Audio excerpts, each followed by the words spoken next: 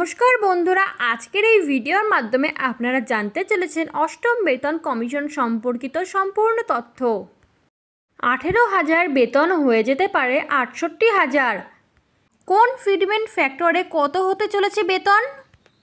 অষ্টম বেতন কমিশনের সুপারিশ ঘিরে কেন্দ্রীয় সরকারি কর্মী এবং পেনশনভোগীদের মধ্যে উৎসাহ ক্রমশ বাড়ছে। বেতন, পেনশন ও বিভিন্ন ভাতা সংশোধনের লক্ষ্যে গঠিত এই কমিশন বর্তমানে কর্মী ও পেনশনভোগী সংগঠনগুলির মধ্যে ধারাবাহিক আলোচনা চালিয়ে যাচ্ছে। মূল্যবৃদ্ধি, জীবনযাত্রার ব্যয় এবং অন্যান্য অর্থনৈতিক বিষয় বিবেচনা করে কমিশন তাদের সুপারিশ কেন্দ্রীয় সরকারের কাছে জমা দেবে।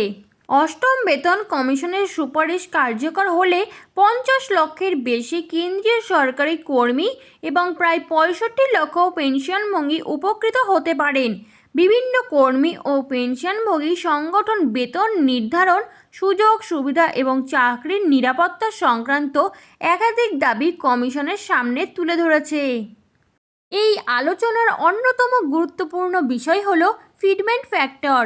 এটি এমন একটি ব্যাপার যার মাধ্যমে নতুন বেতন ও পেনশনের পরিমাণ নির্ধারণ করা হয়। ষষ্ঠ বেতন কমিশনের সময় সর্বনিম্ন মূল বেতন ছিল 7,000 টাকা। পরে সপ্তম বেতন কমিশনে 2.57 ফিটমেন্ট ফ্যাক্টর প্রয়োগের ফলে তা বেড়ে দাঁড়ায় 18,000 টাকা। অষ্টম বেতন কমিশনে যদি 1.92 ফিটমেন্ট ফ্যাক্টর প্রয়োগ করা হয় তাহলে সপ্তম বেতন কমিশনের 18,000 টাকার এন্ট্রি লেভেল মূল বেতন বেড়ে 34,560 টাকা হতে পারে। একইভাবে 2.57 ফিটমেন্ট ফ্যাক্টর হলে বেতন 46,260 টাকা এবং 3.83 ফিটমেন্ট ফ্যাক্টর হলে তা 68,940 টাকা পর্যন্ত পৌঁছাতে পারে। তবে উল্লেখ্য, 18,000 টাকার প্রাথমিক বেতন কেবলমাত্র সর্বনিম্ন বেতন স্তরের কর্মীদের জন্য প্রযোজ্য। উচ্চ পদমর্যাদার কর্মীদের বেতন সংশ্লিষ্ট পে লেভেল অনুযায়ী আরও বেশি হারেই সংশোধিত হবে। মূল বেতন বৃদ্ধির পাশাপাশি বাড়ি ভাড়া ভাতা, পরিবহন ভাতা এবং অন্যান্য ভাতা সংশোধনের বিষয়েও কমিশন পর্যালোচনা করবে। পাশাপাশি মহার্ঘ ভাতা মূল বেতনের সঙ্গে যুক্ত করে নতুন ভিত্তিতে ডিএ গণনার বিষয়টিও আলোচনায় রয়েছে।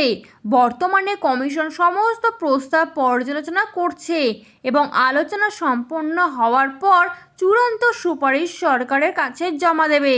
এরকমই আরও নতুন সরকারের নতুন আপডেট পেতে চ্যানেলটি সাবস্ক্রাইব করে বেল বাটনটি প্রেস করে চ্যানেলটির সাথে যুক্ত থাকুন।